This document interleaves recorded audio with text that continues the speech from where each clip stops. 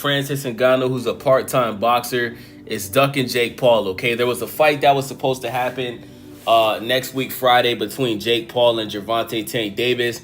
Because a woman filed a lawsuit against Gervonta Tank Davis, you know, claiming that he domestically abused her in a strip club in Miami called Tootsie's, Jake Paul decided to officially cancel the fight a week before the fight. And now he's looking for a replacement because Jake Paul still wants to fight at the end of the year. The fight will most likely be pushed back to sometime in December. And he reached out to Francis Ngannou for a fight. You know, Francis Ngannou, many people like myself think that he beat Tyson Fury. He dropped Tyson Fury. After that, he did get knocked out by Anthony Joshua, though. But I would be very interested to see Francis Ngannou versus Jake Paul, because I think Francis would probably knock out Jake Paul. You know what I'm saying? So let's get into it, okay? YouTube turned boxer Jake Paul needs an opponent, but it won't be the Predator Francis Ngannou.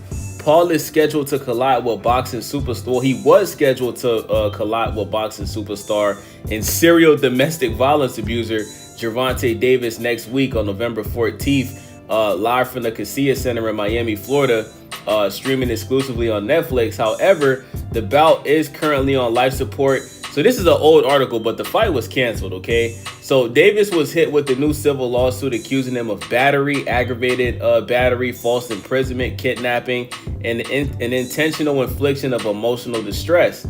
Because of the new allegations, Paul's team reportedly began reaching out to several replacement options, including Nate Diaz, Francis Ngannou, and Ryan Garcia.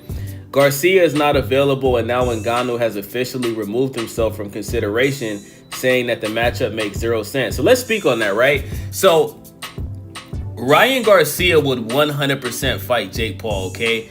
I believe that Ryan Garcia would fight Jake Paul next week if the fight wasn't already canceled. I think Ryan Garcia would have fought Jake Paul with a week's notice, okay? He's already training for a fight that's coming up for him next year.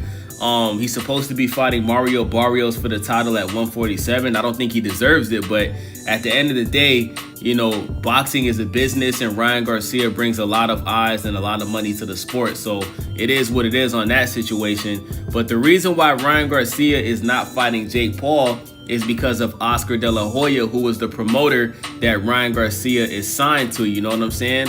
Oscar De La Hoya, he has no interest in doing business with Jake Paul. He doesn't respect Jake Paul. He thinks Jake Paul's a clown. And at the end of the day, you know, he does business with the Zone. So, you know, he feels like that's a conflict of interest of his fighter, who is signed to, you know, Golden Boy Promotions, is doing business with Jake Paul. Now, I'm going to be honest with y'all. That's bullshit, okay? Gervonta